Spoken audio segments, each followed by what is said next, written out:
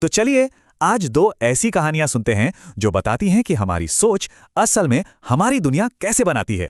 क्या कभी ऐसा लगता है कि किस्मत साथ ही नहीं दे रही, कुछ अच्छा होता है और फिर सब बिगड़ जाता है?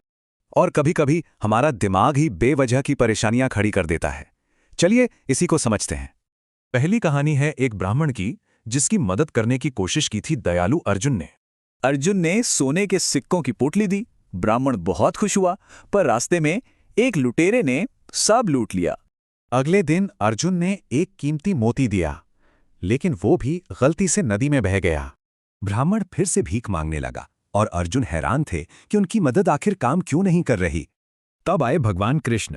उन्होंने ब्राह्मण को दिए सिर्फ 2 सिक्के, हाँ बस 2। इस बार ब्राह्मण ने अपने लिए नहीं सोचा, उसने उन 2 सिक्कों से एक मछली की जान बचा ली। और इसी एक निस्वार्थ काम से चमत्कार हो गया।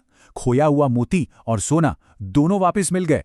कृष्ण ने समझाया, जब वो सिर्फ अपने बारे में सोच रहा था तो सब खो रहा था। अब सोच बदली तो किस्मत भी बदल गई। मतलब फर्क सोच का था। जब फोकस लेने पर था तो सब गया, जब देने पर आया तो सब मिला। चलिए अब दूसरी कहानी पर आते हैं। ये है ट्रेन में बैठे बैठे ज्यादा सोचने की कहानी।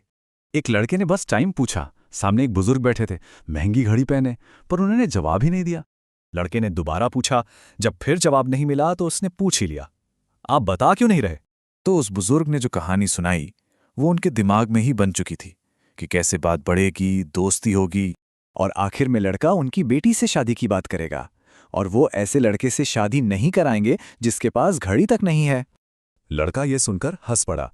अरे उसे तो बस ये जानना था कि उसका स्टेशन कब आएगा। इसे ही कहते हैं ओवरथिंकिंग, मतलब बिना वजह मन में सबसे बुरी बात सोच लेना, खुद ही जाल बनाना। तो इन दोनों कहानियों से क्या समझ आता है?